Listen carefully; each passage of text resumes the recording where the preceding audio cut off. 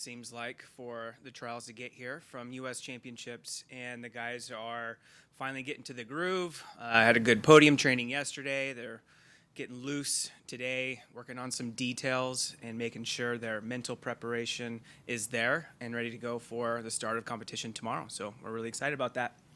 Men's competition Thursday and Saturday. The Olympic team will be named immediately following competition, about 20 minutes later. Brett, just for everyone at home as well as here, if you could just describe kind of like what the selection process is like and what we'll be looking for the team. Yeah, so at the Olympic trials, 2 days of competition, we'll combine the scores and also look at the results from the U.S. Championships a few weeks ago to look at the top team scoring scenarios. Essentially, it's going to be a combination of the best scores on each apparatus. There's going to be some strategy to discuss, strengths and weaknesses, and also what the rest of the world is doing kind of during that selection process. And by Saturday night, 20 minutes after the end of the competition, we'll have a team named. So it's exciting. All right, open it up for questions. What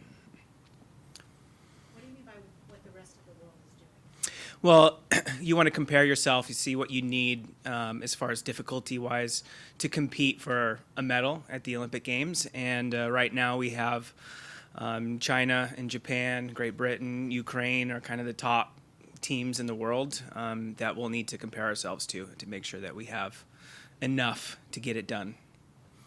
Does it benefit the team to be one of the last teams to be named so you can kind of get a look at what those squads are actually looking like? I think it's a benefit, as far as peace of mind, what you're up against. I don't think it changes the process at all. You still have to go out here and compete and do great routines, great gymnastics in order to make that team. So, yeah.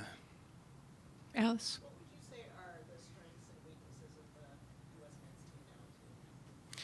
So the strengths, we've increased our difficulty quite a bit, especially on vault. High bar is a fantastic event for us as well. We've got an unbelievable amount of pommel horse guys that are extremely good comparative to the rest of the world. I'd say the other events are above average, floor, rings. China is so good at still rings. I don't think any country is going to be able to catch them on that specific event, but they're going to have holes as well. So, it's going to be a puzzle that we're going to have to look at, all the pieces to see how it fits together. Gina? How much do you weigh in the total team score versus individual medal opportunities as well? And how does that balance?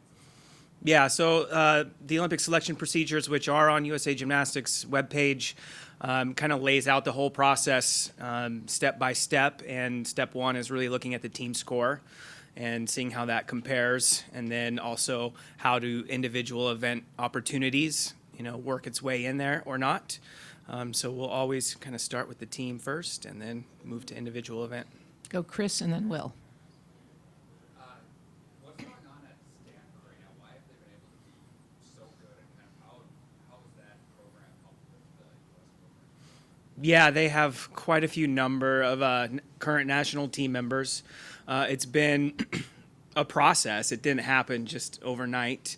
I was actually an assistant coach at Stanford University a while back, and we weren't able to acquire as many national team athletes as they are now. And I think it's just been the success on the NCAA stage, winning the national championship so many times in a row, has attracted more of the national team athletes to want to train together. And it's allowed them to basically rest more guys more often and increase their difficulty for international competition, where somebody, another college program might only have one national team member who's expected to do the all-around week in and week out and maybe not able to rest as much and have that time to build the difficulty. So I think it's been pretty critical, in the last few years to have that time for those national team members to increase it.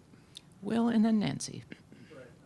Looking back, did the bonus system, did you guys adopt it, did that accomplish the goal that you guys set out to accomplish with it? Absolutely. Yeah, I think that was one of a few factors that contributed to the increase in difficulty and closing the gap between the top countries in USA. For those that aren't aware, in Tokyo, we were 6 points behind just in the difficulty score. So that means we were 6 points, before we even raised our hand on our first routine, which is very hard to basically expect to be successful.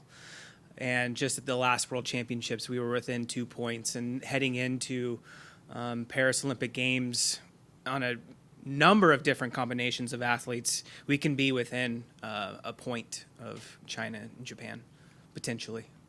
Nan- Can I just- Yep, quick follow. You said it was one of several factors. What are the other factors? I mentioned a little bit about Stanford University, and maybe some other universities are adopting, the same process where you can kind of rest and also increase the difficulty. Maybe their stars aren't competing until conference championship or NCAA championship, so they have the entire first part of the season to work on that difficulty, because they can still win week in and week out at NCAA competitions, maybe without them, because the depth is increasing. We're getting better as a whole. Does that make sense? Okay. Nancy and Tom. Brett, speaking of NCAA, it's not anything new, the loss of programs, men's gymnastics. How concerned are you about the conference realignment and the trickle-down effect that that's going to have on Olympic sports? Yeah, not just the conference realignment, NIL and how student athletes are getting paid, which they absolutely deserve. How can we do it to help continue support the Olympic sports? It's just something that I wish I had the answer to, and I'm sure if there was somebody out there that had an answer to basically help promote Olympic sports on that stage, continued support, that they would figure it out. So all I can say right now is let me know if you guys need support and help and direction, and I will absolutely step up and figure out a way together. But this week right now is Paris focused in making that Olympic team. Tom. In terms of just the risk and reward, to what extent are you looking at the highest possible capabilities of these guys versus kind of consistency that you kind of said before? And is that discretionary, or is that just kind of a math equation based on their scores on these competitions?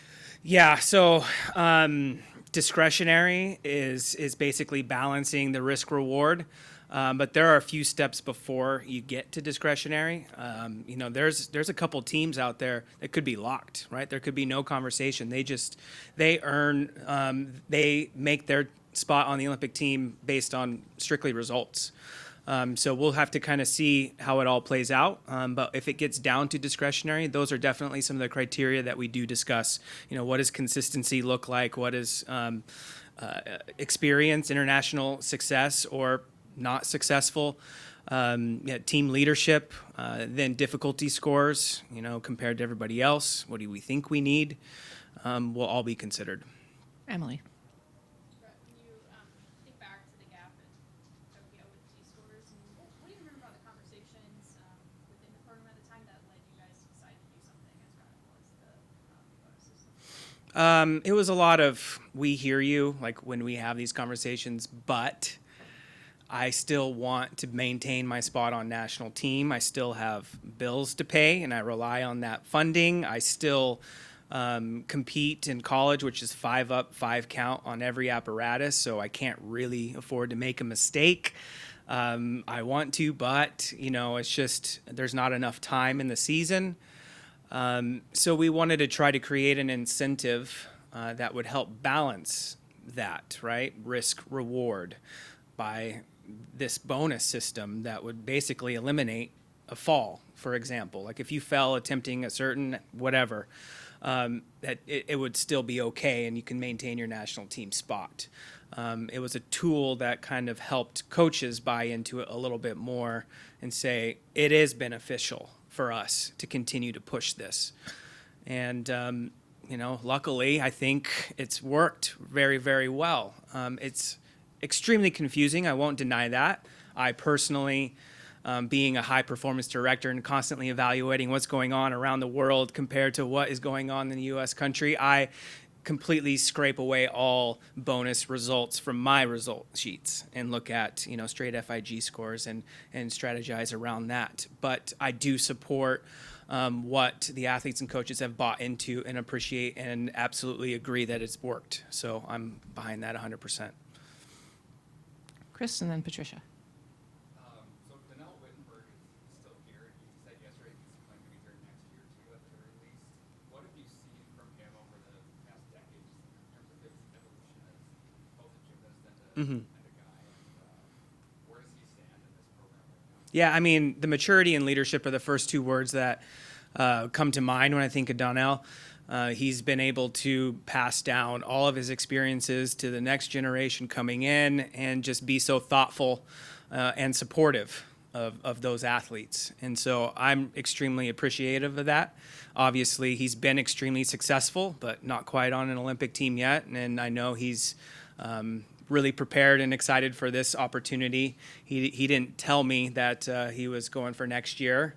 I was under the impression that this was going to be his last go, but, that's exciting. I mean, if you can do the sport as long as you can, I know all of us ex-gymnasts out there still wish that we could do it in some capacity, so why not? All right, we'll take Patricia, and then if there's one more question, we'll take one more and then wrap it. Patricia. Y'all actually got into, I don't know, after championships, with those 2 days of scores and everything, have you actually gotten to mess with the team scoring scenarios and the software that y'all will use? Because obviously I don't think you're hand crunching these numbers on Saturday in the 20 minutes that you have. Yes. So have you been messing with it? I wouldn't say messing with it. They're produced by the same scoring system that does all the scores, right? So Pro Score does the final results, individual event results, and then we get team scoring scenarios from day one, team scoring scenarios from 2 days combined, day two, whatever. Really, it's just a way to practice, the selection procedures, and then you crumple it up and you throw it in the trash because every day is a new day and you have no idea what's going to happen on the competitive floor. At the end of the day, it is sport, right? Which is what we all love, but the unpredictability is real and exciting. So, yeah. My tiny follow-up to that is I know that Curran petitioned here and didn't compete day 2. So will he just not be considered in those team scoring or both team scoring scenarios and just discretionary, or will there be some kind of sport put in? I don't know for that. So he competed day 1 at U.S. Championships. He has those scores.